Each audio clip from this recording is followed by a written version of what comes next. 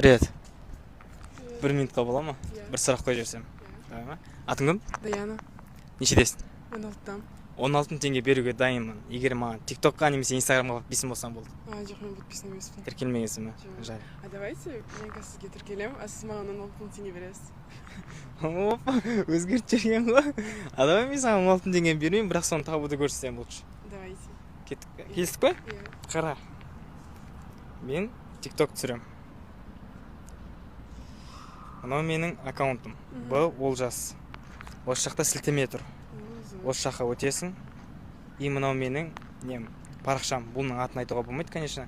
Осы менің парақшам. Осы жақта адамдар ақша тауып жатыр. Міне. Күніне примерно бір адам 16 мың теңгеден 10 мыңнан басталады, 30-40 мыңға дейін табылады. Бір күнде 2 сағат қана отырып. Мен арқылы. Егер де қызықтыратын болса, давай маған тіркеле ал. Қазір. Это сас па? Б Олжас. Нема? Иә. Болды, тіркелдім. Во. Ана сілтемеге өтіп ал сразу. Болды, рахмет, сау болыңыз. Иә, рахмет, пока. Ағайындар, егер де күніне 30 мыңнан 40 мың теңгеден тапқыларың келсе, сілтемеге өтіңдер и маған жазыңдар. Бәрі оңай. Кеттік ағайындар.